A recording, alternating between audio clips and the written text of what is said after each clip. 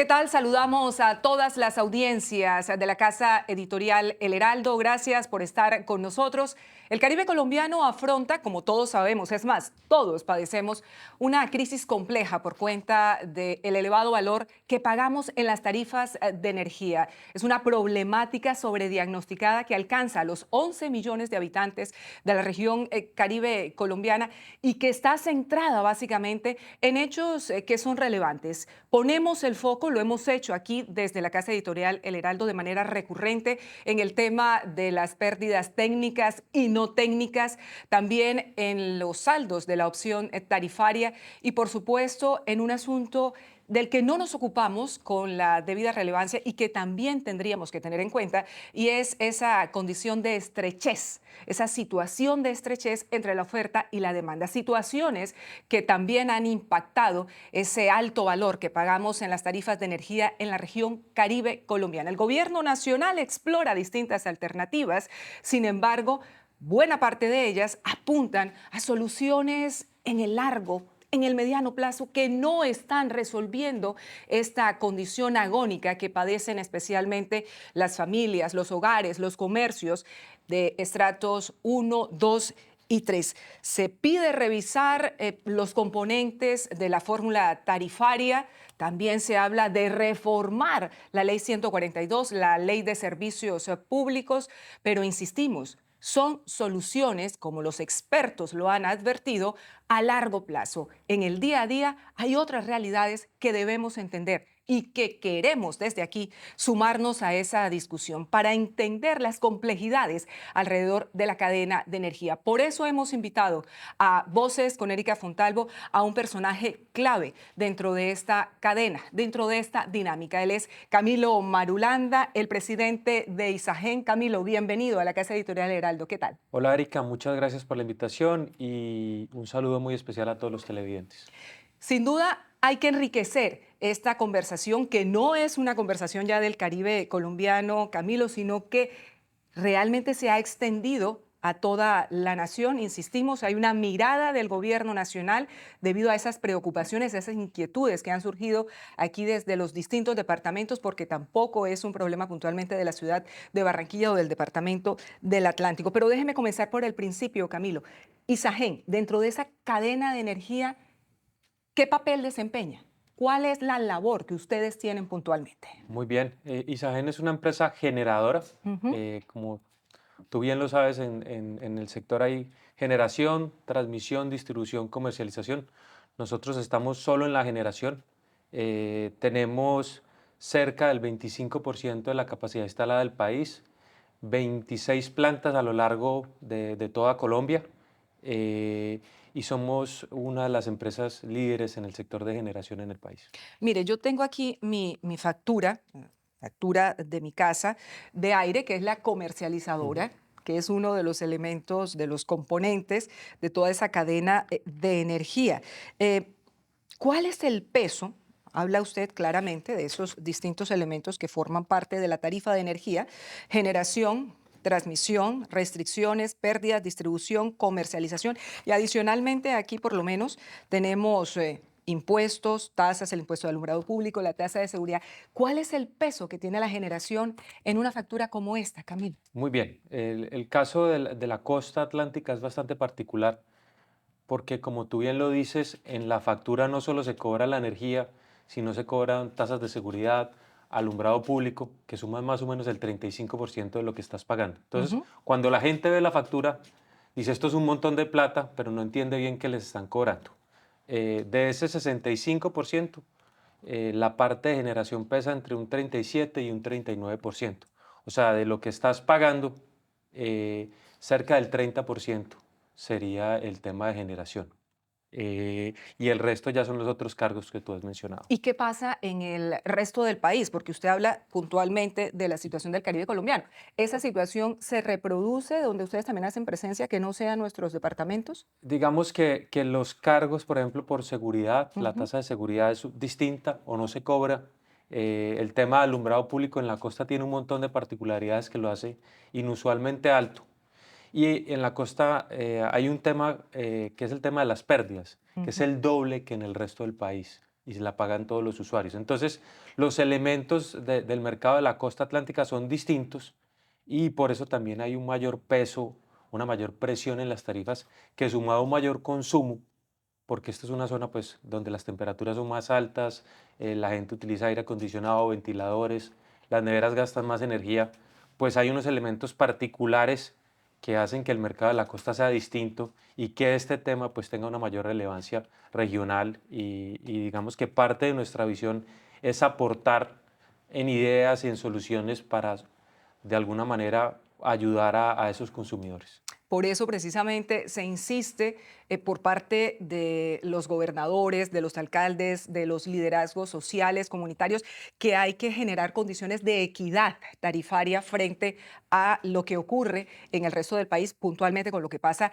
en la región Caribe. Pero hablemos de soluciones. Ya digamos que tenemos claro cuál es el panorama. Sabemos efectivamente que aquí hay un aumento de la demanda y ya lo veremos más adelante, ¿no? Se crece cada vez más la demanda mm, frente a la oferta puntualmente jalonada por la región Caribe, pero déjeme preguntarle, hemos tratado de encontrar una serie de soluciones a este problema, a esta crisis que tenemos en materia de tarifas de energía. ¿Ustedes cómo se han venido sumando a esa conversación? ¿Qué propuestas han hecho? ¿O cómo llegar a acuerdos, a consensos para poder resolver esta crisis que, insistimos, tiene que tener soluciones inmediatas, no necesariamente lo que plantea el gobierno nacional, que muchas veces no es consciente de las urgencias que padecemos en el Caribe? Digamos que este es un problema histórico. Como tú bien lo sabes, estas empresas se han nacionalizado y privatizado varias veces.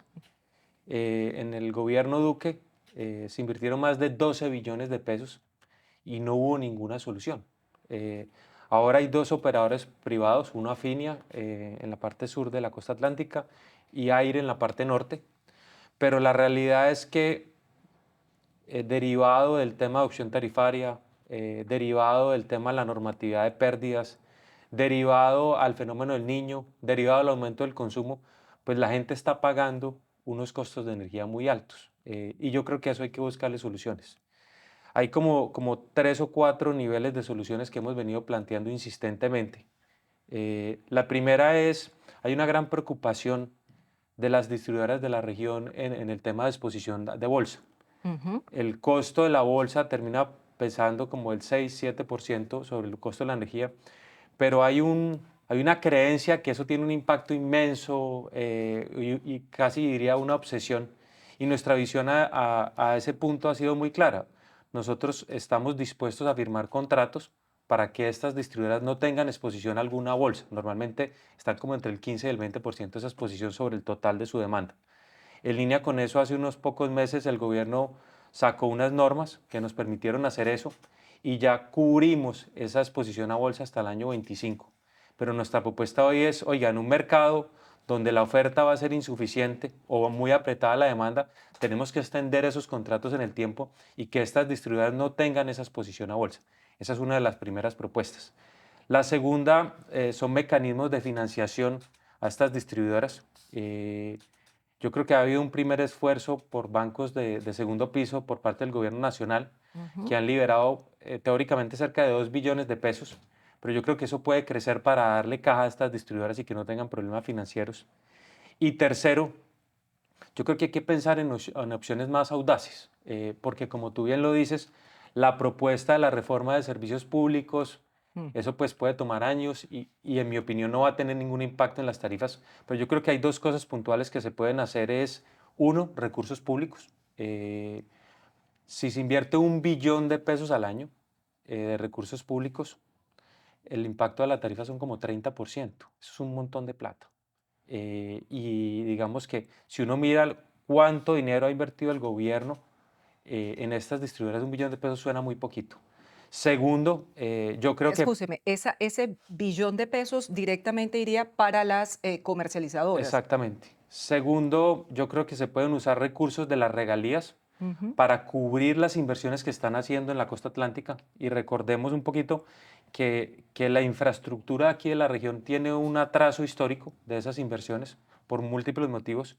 Y esas inversiones que se vienen haciendo se le vienen cobrando a los usuarios. Se podría usar dinero de regalías para que esa parte sea subsidiada por el Estado. Tercero, yo creo que el tema de las pérdidas hay que ponerle una lupa bien grande, ya sea para que el gobierno también con recursos públicos asuma parte de eso o para que socialicemos en el resto del país con un subsidio cruzado, con unos pesos que se cobren más en otros lados y que haya una disminución efectiva en el tema de la costa. Entonces, yo creo que esas son opciones viables, requieren menos ingenio que voluntad política, porque son muy claras. Y adicionalmente yo creo que por parte de los distribuidores de la costa han habido propuestas que creo que son importantes de mencionar, como subir el nivel de consumo mínimo. Eso sube la carga fiscal asociada, pero tiene un beneficio también directo en los consumidores. Yo creo que las soluciones están sobre la mesa para el corto plazo. Se necesita voluntad política y no distraernos en cantos de sirena, que no solucionan nada en el corto plazo. Y a nivel macro, digamos que nuestra gran preocupación es, tenemos un sistema donde la demanda viene creciendo al doble de lo que estábamos esperando, pero que la oferta no crece. En los últimos 5 años ha entrado el 20% de los proyectos que tenían que entrar. Entonces, eso hace naturalmente que los precios suban, porque no hay oferta.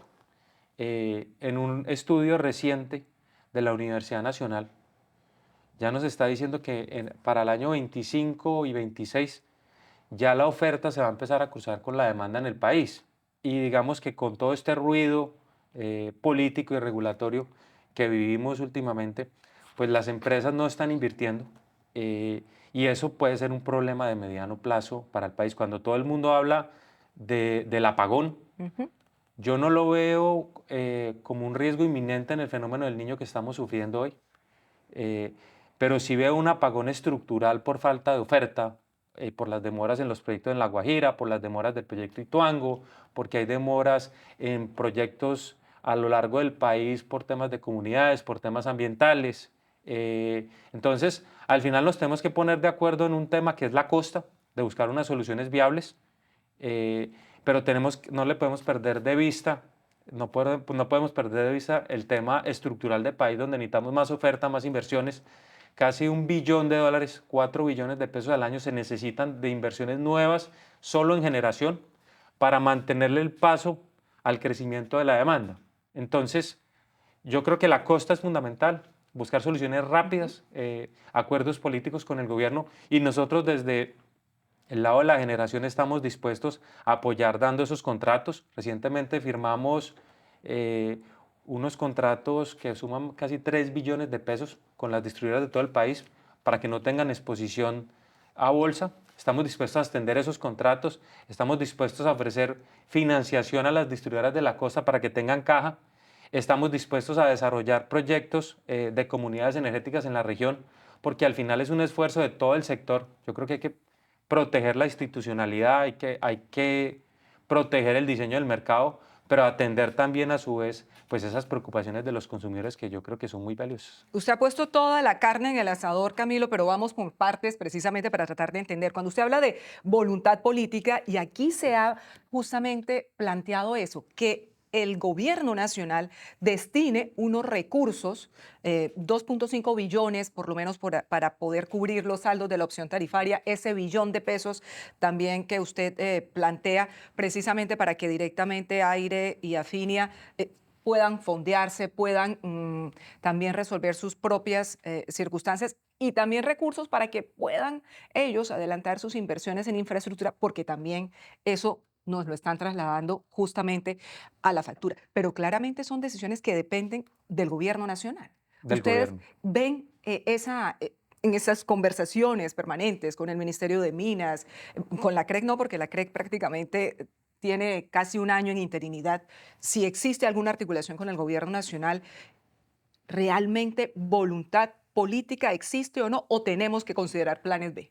Yo creo que tenemos que hacer un frente común Ujú. entre las empresas del sector, distribución, transmisión y generación, entre los políticos y la sociedad civil en la región, para buscar esas soluciones que verdaderamente impacten la tarifa. Como te lo dije antes, no podemos buscar ni perseguir la solución que no soluciona el problema. Y yo creo que son montos, como el que tú dices, 2.5 billones de la opción tarifaria, que hoy están generando una presión excesiva a los consumidores y que son totalmente financiables por parte del gobierno. Falta es voluntad política de entender eso como una problemática y de tratar de buscar una solución en ese sentido. El tema de financiación, como tú lo dices, es ampliar esa línea. Inclusive nosotros desde la generación, como te lo dije, estamos dispuestos a buscar maneras también de financiar aguas abajo, pues estas compañías para que sea un esfuerzo mancomunado.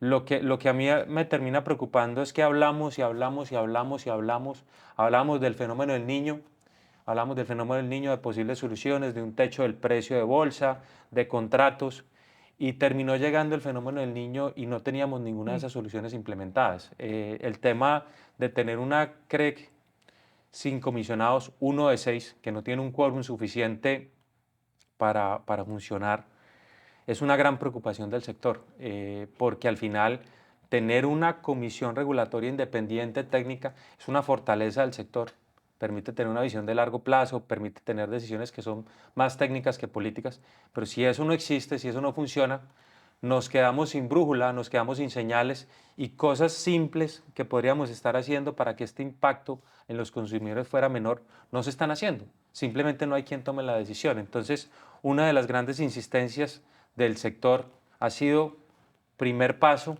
tengamos una CREC que funcione. El gobierno tiene la facultad de nombrar los 5 comisionados que faltan. Es el único que puede hacerlo, además, el Nómbrelos, presidente de la ¿cierto? República. Y pongamos a funcionar esa comisión para buscar soluciones, para hacer ajustes. Yo creo que nosotros nunca desde el sector hemos dicho que no hay nada por mejorar. Siempre habrán cosas por mejorar, siempre habrán cosas por cambiar, pero hay que hacerlo y no nos podemos quedar en unas discusiones bizantinas que no nos llevan a, a las soluciones que queremos y distraen. Hay unas discusiones excesivas sobre el precio de bolsa y Ujú. al final yo digo, mi negocio no es vender en bolsa. Yo le vendo todo en contratos. Sobre todo cuando uno mira las estadísticas. Pero expliquemos eso porque me parece importante antes de que haga esa reflexión. Ujú, El precio en bolsa y los contratos a largo plazo, sí. ¿no? Que evidentemente el precio en bolsa es extremadamente volátil y eso es lo que de alguna u otra forma nos han señalado impacta eh, el valor del kilovatio y demás. ¿Cómo se forma el precio en bolsa y cuál es la diferencia que existe alrededor de los contratos a largo plazo y cómo compra, por ejemplo, Aire, cómo compra Finia? Bueno, te empiezo diciendo que los ingresos de bolsa para una empresa como Isagen representan cerca del 20% de los ingresos totales. O sea, ese no es mi negocio. Segundo, nosotros preferimos vender en contratos de largo plazo, 15 años, 20 años, ese es como nuestro ideal. Una empresa como Aire o como Afinia normalmente compra el 85% en contratos y el 15% en bolsa. Si tú miras, por ejemplo, el ejemplo de Aire el año pasado, en diciembre tenía menos del 5% de exposición a bolsa, que yo creo que en un escenario prefenómeno del niño de precios muy altos, o por lo menos con una expectativa de precios muy altos, era lo racional de hacer. Ellos han venido, los distribuidores, firmando más contratos para tener menos exposición a bolsa, pero al final yo creo que eso hay que llevarlo al extremo, de que no tengan exposición a bolsa, porque en un escenario de escasez como el que vamos a ver en los próximos años, los precios de bolsa pueden ir subiendo en el tiempo. ¿Cómo se forma el precio de bolsa? Es un proceso diario eh, y es una manera donde todos los agentes ponen una oferta y al final se terminan despachando, o sea, terminan generando las ofertas más competitivas. Hay una visión de que es que los embalses están llenos. Llevamos 4 o 5 meses donde ha llovido más o menos entre el 40% menos que la media histórica y el 50% en algunos lados.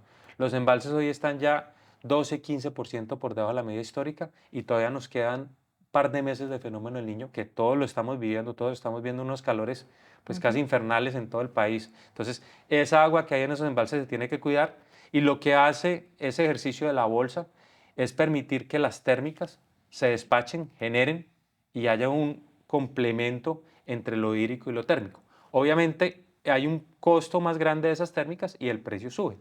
Eh, pero es un mecanismo, digamos, que viene funcionando desde hace ya décadas. Seguramente tendrá sus oportunidades de mejora, pero yo creo que la señal importante aquí es, oiga, a mí no me interesa venderle a precios altos a los distribuidores.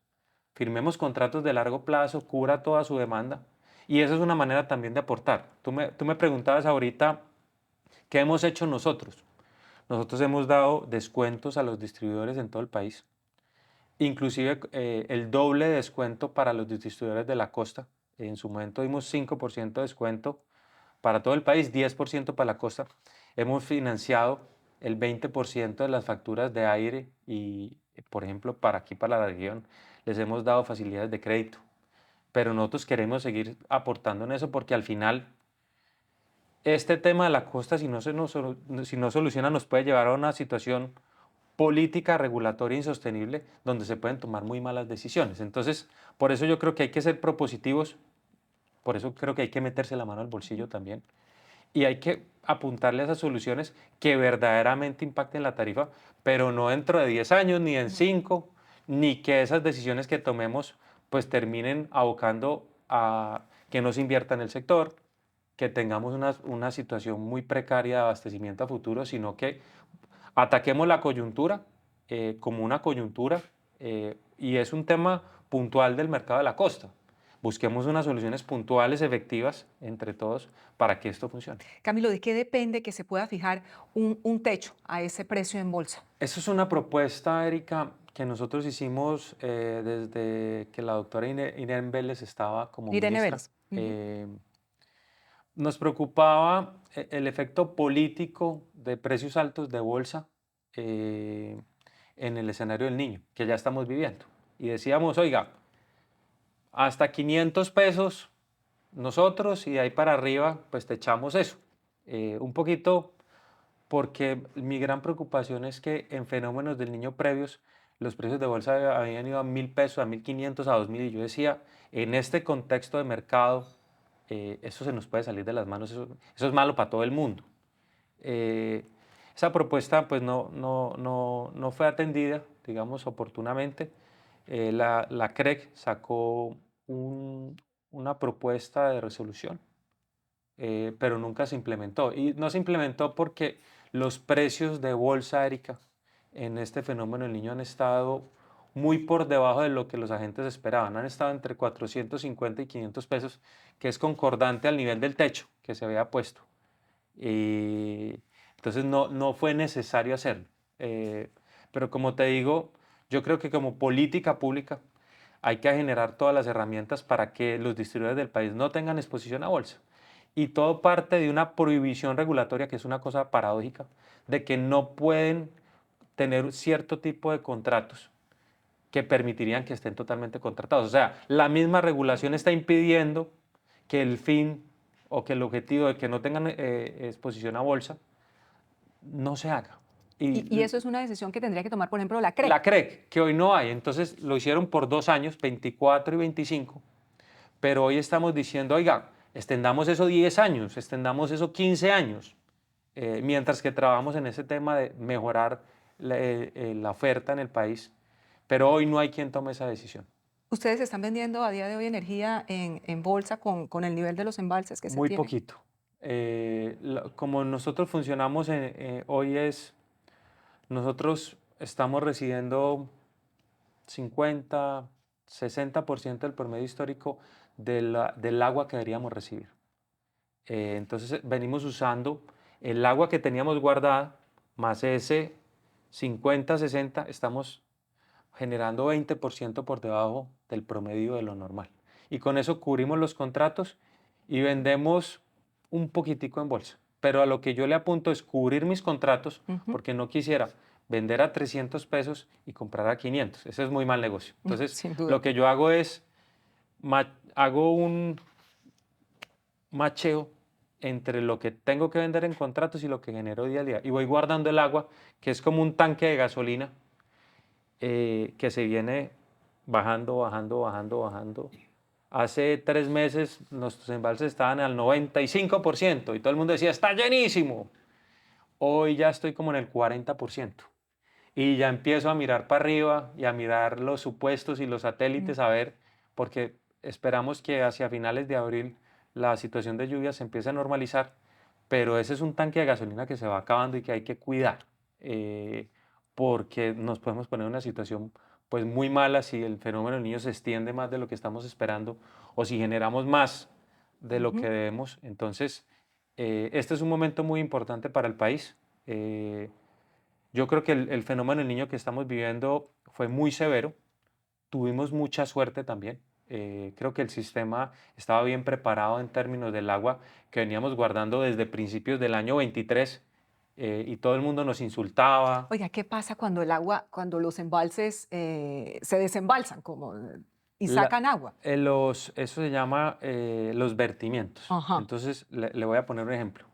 Nosotros tenemos una presa que se llama Sogamoso, que es como la presa más grande que hay en el país. En términos de capacidad de almacenamiento, son casi 8.000 hectáreas. Nosotros vamos guardando el agua ahí,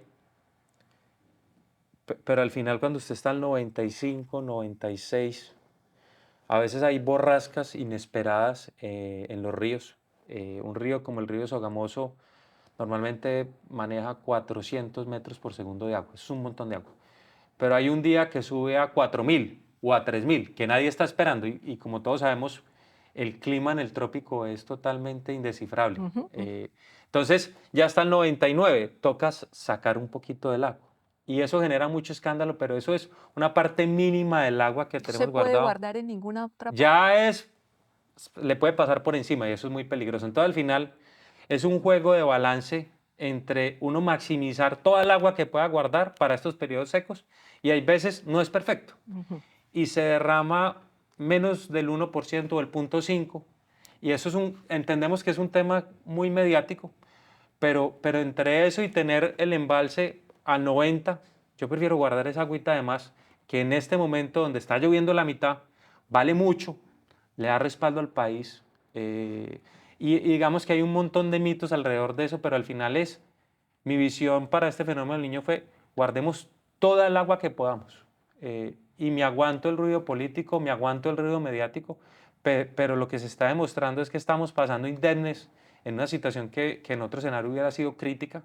Estamos cumpliendo con todos nuestros compromisos comerciales. El precio de bolsa se ha mantenido a unos niveles pues, competitivos a pesar de una situación muy compleja. Entonces, creo que eso es un balance entre muchas cosas y hay un montón de mitos y leyendas alrededor del tema y al final nosotros también somos colombianos, nosotros también queremos lo mejor para el Ujú. país y somos empresarios sensatos. Nosotros no nos interesa volvernos ricos con la venta en bolsa, ese no es mi negocio. Mi negocio es que se proteja un poquito la institucionalidad.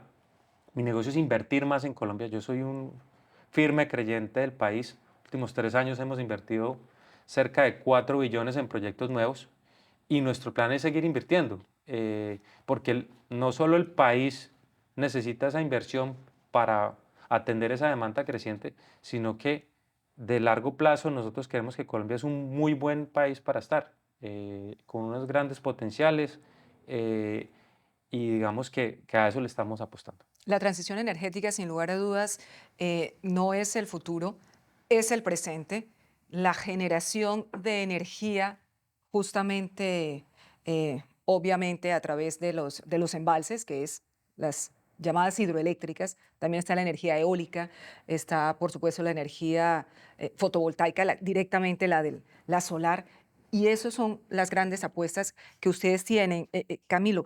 Mm, Y sin duda, son pasos que hay que dar, pero se necesita, volvemos a lo mismo, una institucionalidad fuerte, unas reglas de juego absolutamente claras y definidas y que se tomen decisiones, porque lo que uno siente es que no se están tomando las decisiones más acertadas. Bienvenidas las comunidades energéticas, estamos esperando que arranquen. Barranquilla va a ser el piloto y estamos a la espera de que comience a construirse esos proyectos porque evidentemente se requieren. Pero ahí vamos a esto. Una cosa no es excluyente de la otra. Para Se nada. necesita para crecer 5,48%. 5,48% creció la demanda de energía en el mes de febrero. La expectativa o los pronósticos que se habían construido eran de 2,5. La UPE alguna vez lo señaló así.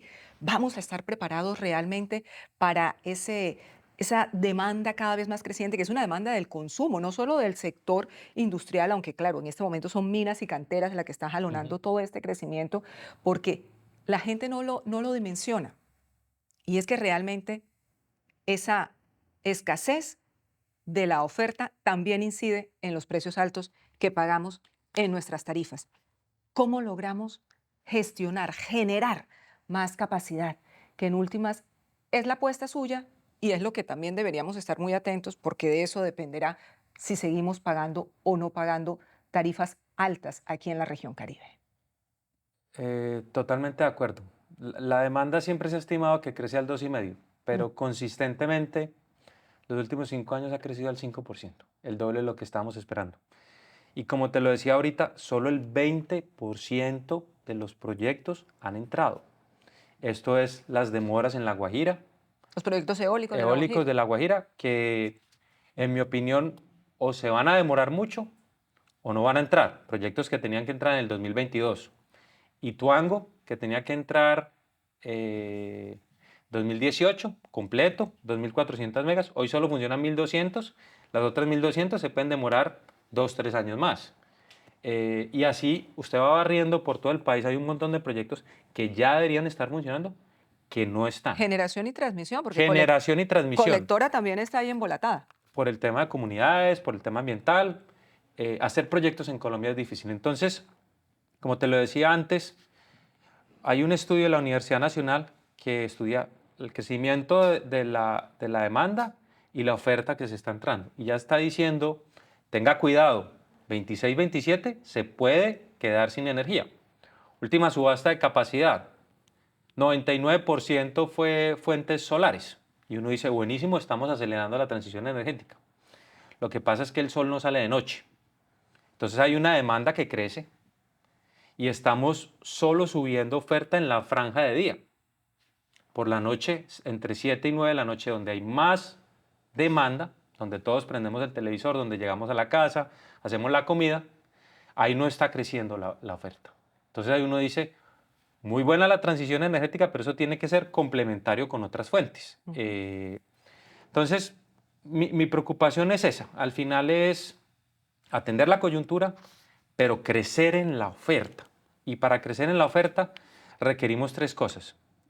Uno, hay que hacer otra subasta por capacidad, si se puede rápido, porque al final solo como el 60-65% de los proyectos que se comprometen a construirse, se construyen.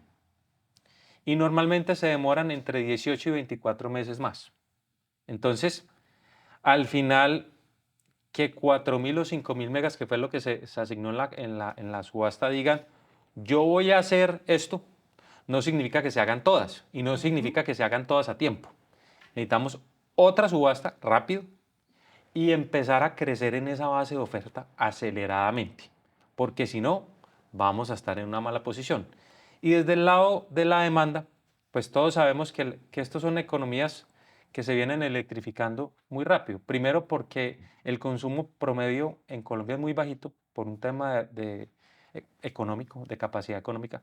Segundo, porque la gente cada vez tiene más aires, Mm. más ventiladores, más televisores. Los carros ahora son eléctricos. Entonces eso va a generar que la demanda se siga y se siga acelerando. Y yo no creo que va a dejar de hacer calor ni en la costa ni en el Magdalena Medio. Entonces al final Mm. yo creo que hay que acelerar ese crecimiento en la oferta y eso es lo único que va a bajar los precios en el largo plazo. Y eso se ha visto en todo el mundo. Lo que pasa es que aquí pensamos que interviniendo los precios se crea más oferta y es lo contrario. Y mi visión es, pues venga desde la oferta, generamos las condiciones para que no exista esa volatilidad de precios para los usuarios y trabajemos todos juntos en la oferta y en decir cómo sacamos los proyectos de La Guajira adelante, que si usted hace las cuentas bien ya van 5 o 6 años atrás y todas las empresas están diciendo, pues venga, cómpreme esto porque yo no voy. Y Mm. hay empresas que están diciendo, yo me llevo los aerogeneradores que tenía para esto, me los llevo a otro país. Y al final uno dice, pues ahí no se está construyendo nada. Tenemos el mejor recurso de viento en el mundo, los mejores factores de planta y no se está construyendo nada. Nosotros construimos un par de plantas allá que terminamos en el 2021, 500.000 millones de inversión y tenemos un proyecto de 400 megas que son 1,5 billones, 1.500 millones de dólares de inversión que uno dice, pues en las condiciones actuales, no sé ni cuánto me va a valer el proyecto ni cuándo termino, pues dejemos eso quieto. Y así yo creo que están pensando todas las empresas, pero se pierde ese potencial. Ya no podemos contar con eso. Tenemos que estar buscando otras opciones y nuestra opción es básicamente desarrollar grandes proyectos solares y la costa atlántica es uno de los sitios donde decimos, allá queremos estar. Estamos a puertas de inaugurar un proyecto aquí cerca de Barranquilla, en Sabana Larga, y tenemos dos, tres proyectos cerca de iniciar la construcción porque vemos una oportunidad y vemos que el mercado pues necesita esa oferta futuro. No, sin lugar a dudas. Y qué bueno que así sea, porque realmente necesitamos opciones, no podemos quedarnos precisamente en lo que está pasando en el departamento de La Guajira, que es sin lugar a dudas preocupante por todos esos proyectos que se han venido retrasando, no entran a tiempo y eso va generando, va ampliando esa situación de estrechez entre la oferta y la demanda. Nos va bien ahora. Relativamente, como usted decía hace un momento, Camilo, salimos indemnes de este fenómeno del niño, pero no necesariamente porque sí es cierto que los fenómenos meteorológicos extremos van a ser cada vez más intensos, más recurrentes, más frecuentes. Eh, si tenemos un fenómeno del niño 26, 27, decía usted, 20, Es que ya no necesitamos ni siquiera que haya fenómeno del niño. para, Ya en para que condiciones, exista un escenario de racionamiento o de apagón. ya en condiciones normales, de lluvias normales, el espacio entre la oferta y la demanda en un par de años va a ser menos del 1%. Falla una planta, hay que hacer un mantenimiento, algún proyecto se demora más y ya vamos a estar ahí pegados. Y nuevamente, estamos creciendo mucho en fuentes fotovoltaicas, solares. Ujú. El sol no sale de noche. Esa Entonces, franja, ¿qué se necesita? esa franja entre 7 y 9, donde más la gente consume, ahí no hay sol. Ujú. Y digamos que hoy las condiciones económicas de los almacenamientos de baterías no son tan competitivas, eso falta por desarrollarlo. Necesitamos que la matriz energética crezca también balanceadamente. Necesitamos más hidros, más termoeléctricas. Y esas termoeléctricas hay que preguntarse, ¿y cómo las vamos a mover? ¿Cierto? Seguramente con gas. No, la oferta y la demanda del gas en el país no está creciendo, entonces seguramente vamos a necesitar ampliar los terminales de importación de LNG, ¿cierto? Pero esas son decisiones que tenemos que tomar como país pronto para tener ese respaldo. Ojalá no lo necesitemos, pero es que la energía más cara es la que no se tiene. Y yo creo que ese horizonte donde la oferta y la demanda se crucen se ha venido acercando tanto que estamos en un momento donde tenemos que tomar decisiones concretas, prontas, y si la Comisión de Regulación, que es la que tiene que citar a esas subastas de expansión, no existe, si la Comisión de Regulación, que es la que tiene que decir, firmemos esos contratos con las distribuidoras de más largo plazo para que no tengan exposición a bolsa, no existe, y cualquier otro cambio que necesitemos, ¿cierto? Y nos estamos desgastando es en discutir decretos, proyectos de ley, un montón de cosas que al final no le apuntan al problema que es no hay suficiente oferta, que es hay unas condiciones específicas en la costa atlántica que hay que resolver y atender de manera pronta. Yo creo que son problemas concretos que tenemos que atender inmediatamente y no esperar a estar en un problema donde los usuarios de la costa Mm. ya no resistan más, donde no tengamos más energía porque nadie más está invirtiendo. Entonces al final creo que hay unos problemas que son más de alto nivel que hay que atender, más allá de los que son populares, que la gente a veces no entiende también, que es el tema del precio de bolsa, que impacta muy poquito en la tarifa y que se soluciona muy fácil. Realmente el panorama no deja de ser complejo, pero ustedes en cualquier caso siguen avanzando, siguen creyendo y siguen invirtiendo.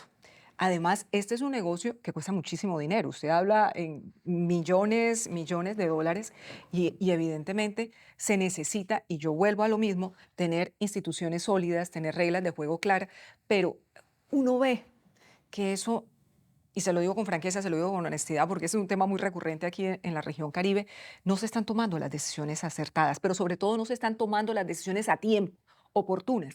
Y el tiempo va corriendo y las necesidades van siendo cada vez más urgentes. ¿A qué nos podemos ver abocados, Camilo? No, no hay que ser catastrofistas, queremos ser optimistas, creemos en Colombia y esperamos que estos problemas se resuelvan, pero como usted dice, hay que pensar todos en las soluciones con mucho pragmatismo y hacerlas reales. Pero ¿cuál podría ser el escenario que ustedes desde el sector están en este momento mirando en Colombia? Yo creo que hay que salirnos del Excel Mm, primero. El mundo no funciona en el computador, el mundo ujú, funciona en la vida real. Hacer proyectos es difícil. Los proyectos normalmente valen más y se demoran más. sí. Eso aplica para cualquier cosa en la vida. Entonces, tenemos que reconocer esa realidad y tenemos que decir, a 2, 3 años podemos estar en un problema de abastecimiento de país. ¿Qué acciones tenemos que tomar ya? Ujú. Y le diría una subasta adicional de expansión, tener como un puesto de mando donde estén los proyectos, no solo de generación, sino de transmisión, y se digan qué acciones de gobierno tenemos que tomar para acelerar esto y asegurar que las cosas se hagan, más allá del anuncio. Uno dice, yo voy a hacer un proyecto, pero detrás de eso hay un montón de cosas que hay que resolver antes. Creo que hay unas señales buenas de decir, no, es que vamos a volver el tema del licenciamiento ambiental para las fuentes renovables no convencionales más rápido, pero eso hay que hacerlo, Pero ¿cierto? es que tampoco se está haciendo. No se está haciendo, pero se tiene que hacer para que sea más rápido, ¿cierto? Licencias, trámites, eso Licencias, también está trámites, muy hay lento. que acelerar, ¿cierto? Pero sobre todo, yo creo que hay que dar confianza, Mm. eh, porque nosotros no somos el único actor que invierte.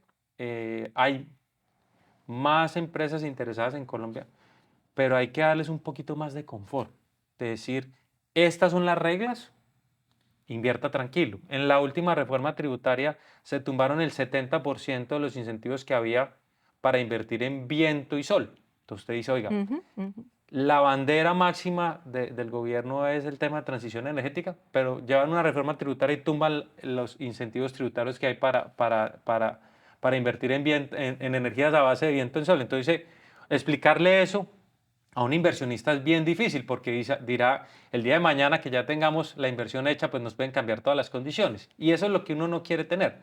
Al final es reconocer que necesitamos expansión, mantener unas condiciones y solucionar esos problemas coyunturales puntuales con soluciones que sean verdaderamente efectivas, que seguramente requieren un esfuerzo fiscal, por supuesto, pero es que el Estado colombiano ha gastado decenas de billones de pesos en solucionar el tema de la costa y no se ha Mm, solucionado. Solucionémonos de una vez, ¿sí o no? mm. Eso va a ser un apéndice de lo que ya invertimos, pero necesitamos soluciones efectivas que nos permitan comprar tiempo como región, como país, para que las inversiones en control de hurtos se terminen de hacer, para que los programas de reducción de esas pérdidas negras pues sigan avanzando en la senda y no tener esa presión política ni comunitaria, ¿cierto?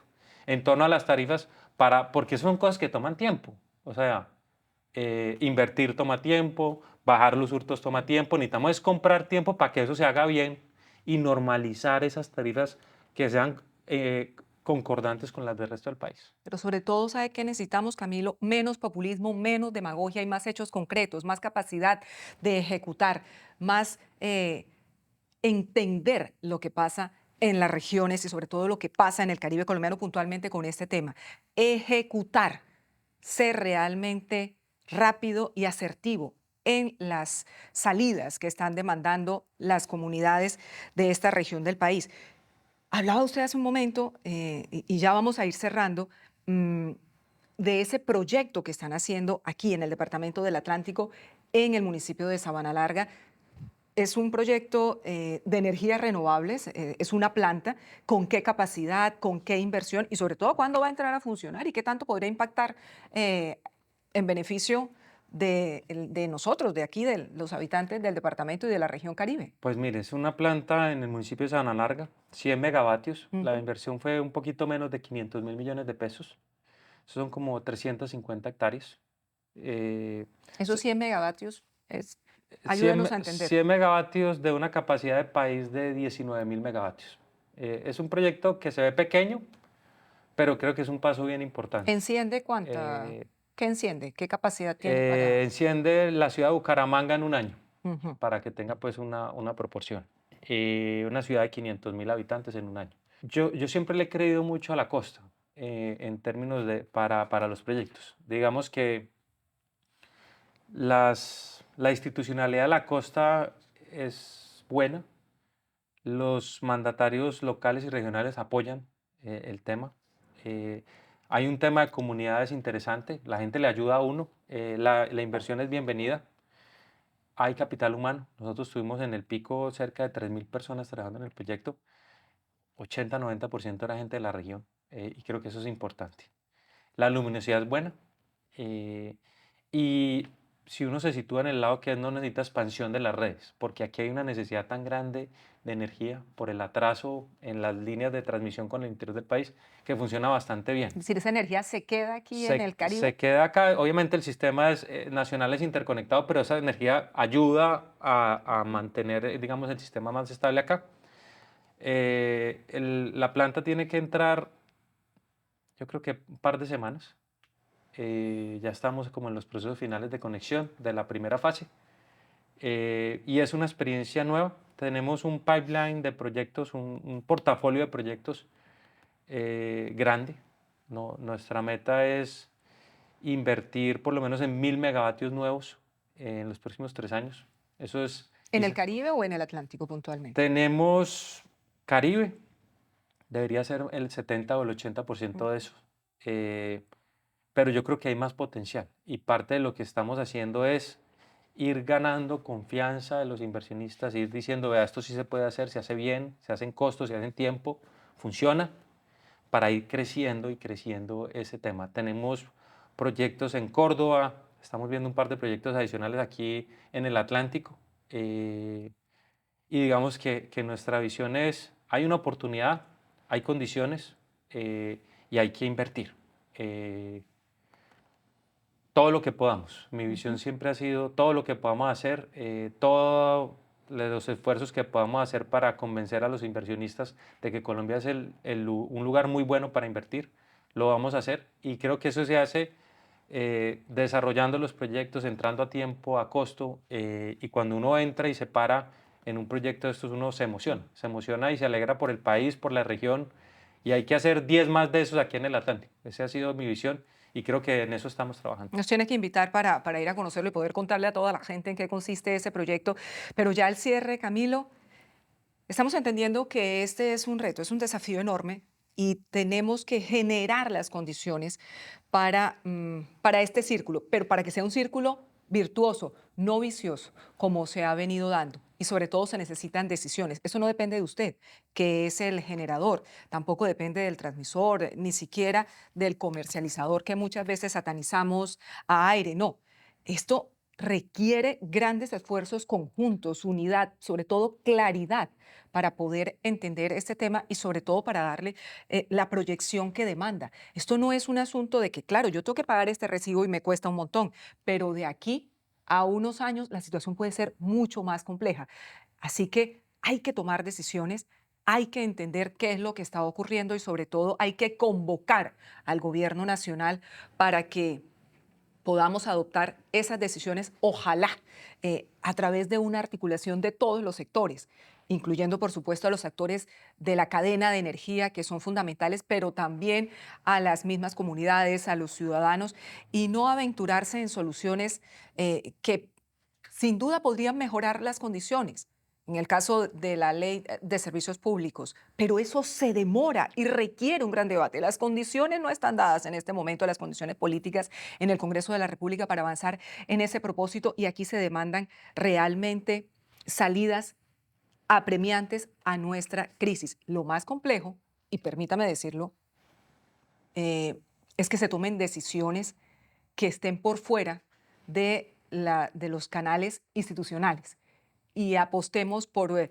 decretos, por salidas que no sean consensuadas, que no sean tomadas técnicamente, y eso sí podría afectar aún más todo este escenario tan complejo de la capacidad de que todos contemos con algo que es fundamental, y es la energía.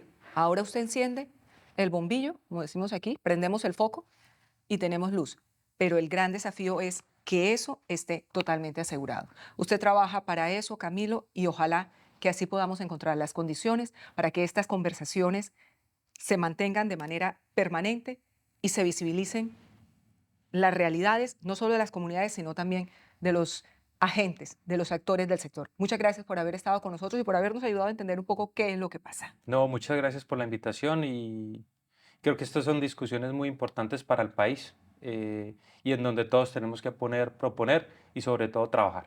Gracias. Usted está ahí el día que lo llamen, usted va a Casa de Nariño ahora que invitan a todo el mundo a la Casa de Nariño. Así es. Eso es lo más Gracias. importante. Y también nosotros ya nos damos por invitados para conocer esa planta solar aquí en Sabana Larga, al lado. Eso debe ser muy interesante. Así que pronto estaremos aquí contándoles a todos ustedes en la Casa Editorial Heraldo en qué consiste esa planta aquí en Sabana Larga. Muchas gracias por haber estado con nosotros en Voces. Es un espacio para conversar, para entendernos, para conocer puntualmente esta realidad del sector energético y sobre todo de las visiones que tienen los actores de la cadena de energía que también vale la pena escuchar.